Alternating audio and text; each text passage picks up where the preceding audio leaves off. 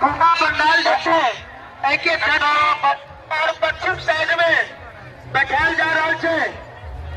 तमाम श्रद्धालुओं से निवेदन जहाँ से महाप्रसाद पावे को एठमा से देवे।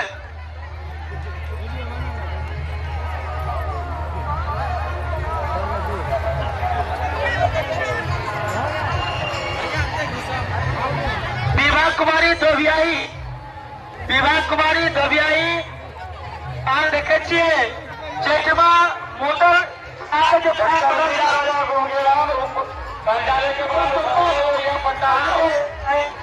कार्यालय में पंडाल जाओ करियो।